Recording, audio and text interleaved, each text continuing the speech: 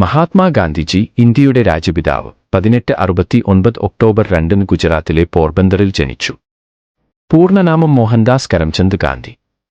അച്ഛൻ കരംചന്ദ് ഗാന്ധിയും അമ്മ പുത്തലിബായുമായിരുന്നു. ബാല്യത്തിൽ തന്നെ സത്യവും അഹിംസയും അദ്ദേഹം ജീവിതത്തിന്റെ അടിസ്ഥാനമാക്കി. ഇംഗ്ലണ്ടിൽ നിയമപഠനം നടത്തി പിന്നീട് ദക്ഷിണാഫ്രിക്കയിലേക്ക് പോയി അവിടെ ഇന്ത്യൻ സമുദായം നേരിട്ടിരുന്ന വംശീയ വേർതിരിവ് നേരിട്ട് അനുഭവിച്ചു. ഈ അനുഭവം അദ്ദേഹത്തെ സാമൂഹിക നീതിക്കും സ്വാതന്ത്ര്യസമരത്തിനും സമർപ്പിതനാക്കി. ദക്ഷിണാഫ്രിക്കയിൽ തന്നെ അദ്ദേഹം സത്യാഗ്രഹം എന്ന ആശയം രൂപപ്പെടുത്തി. അഹിംസയിലൂടെയുള്ള പ്രതിഷേധമാണ് സത്യാഗ്രഹത്തിന്റെ പ്രമേയം.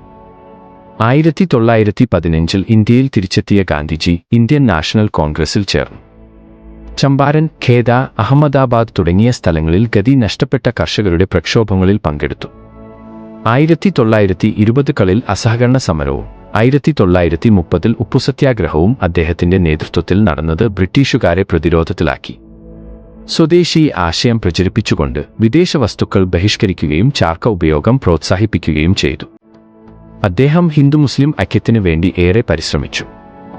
1947 വിഭജനത്തെ അദ്ദേഹം മനസ്സിൽ കൊണ്ടില്ല. പാകിസ്ഥാനു വേണ്ടി ഇന്ത്യ പണം നൽകുന്നത് അദ്ദേഹം പിന്താങ്ങിയതുകൊണ്ട് ഹിന്ദുത്വ സംഘടനകളിൽ ചിലരുടെ എതിർപ്പിന് വിധേയനായി.